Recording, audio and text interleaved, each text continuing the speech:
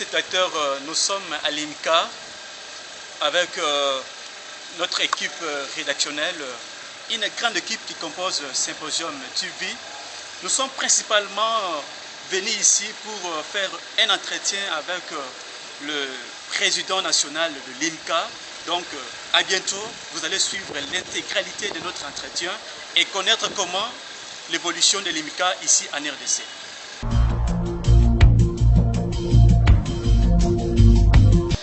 Bonjour Monsieur le Président. Bonjour. Est-ce que vous pouvez vous présenter s'il te plaît? Bon, je réponds au nom de M. Jimmy Matulmona. Je suis président de l'IMCA, président national de l'IMCA et représentant des GARDES. Est-ce que vous pouvez nous dire c'est quoi l'IMCA? l'IMCA, c'est une abréviation anglaise, mais en français, cela signifie Union chrétienne des jeunes gens, Union chrétienne féminine. L'IMCA a été créé à Londres en 1944 par un certain George William. Et depuis ce temps-là, l'IMCA s'est propagé à travers le monde. Aujourd'hui, l'IMCA est implanté dans 180 États, et parmi lesquels vous avez la RDC. L'IMCA a été créé pour quel objectif? L'IMCA a pour mission d'encadrer les jeunes sur le plan spirituel, sur le plan culturel et sur le plan intellectuel et scientifique. Avec quel volet à l'intérieur de l'IMCA par rapport à l'encadrement? Quand nous disons qu'on encadre les jeunes gens sur tous les plans, Oui. Venez aujourd'hui, nous avons aujourd'hui des jeunes gens qui souffrent d'une crise de formation, la délinquance. Oui. L'IMCA est là qui dispose de centres appropriés de formation professionnelle pour encadrer des jeunes gens. Oui. Vous avez les enfants qui souffrent, les jeunes gens, les enfants qui n'ont pas des écoles appropriées. Nous avons une école, George William, qui encadre, qui forme les enfants. Et nous avons des centres de santé pour les enfants. Nous avons des foyers sociaux pour les frères, les jeunes filles. Et toute catégorie de bénévoles des jeunes sont prises en charge par les structures mises en place par l'IMCA. Ce qui fait qu'après notre élection, qui date d'il y a 8 mois, nous avons déjà travaillé dans le sens que nous puissions contribuer à la carte des jeunes pour diminuer et la délinquance et la vulnérabilité des jeunes. Maintenant, comment vous vous organisez pour quand même assurer cette fonction de l'encadrement des enfants et des enfants? Qui dit encadrement, cela exige quoi? Exige des hommes compétents, des hommes bien formés pour encadrer les jeunes. À côté des hommes, il faut du matériel. Il faut un matériel, l'IMCA a des infrastructures qu'il faut. Si le plan sportif venait, vous constaterez que l'IMCA a des infrastructures sportives pour encadrer les enfants.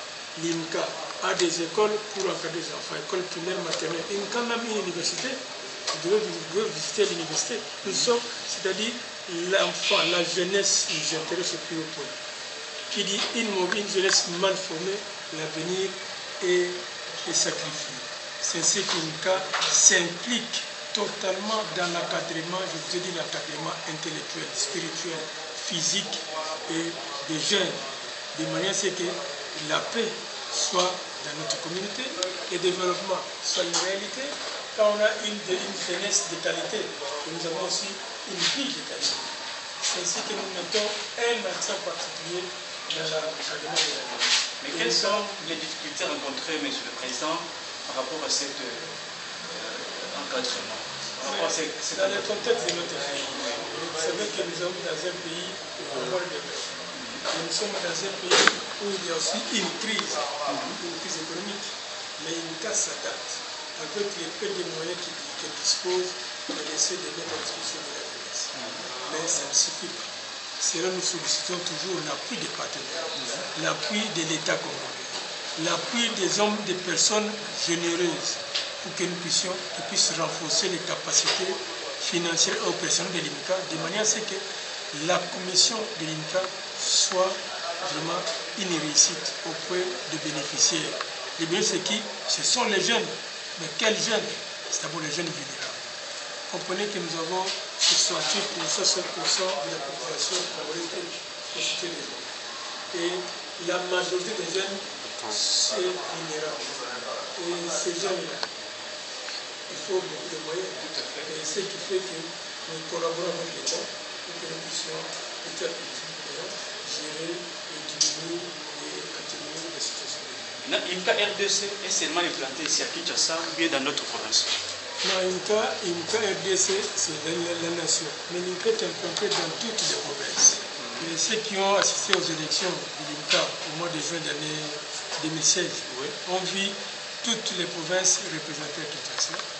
Et ces provinces nous ont élus. C'est pour dire que l'IMCA est dans toutes les provinces et dans tous les districts et dans tous les territoires et dans tous les quartiers.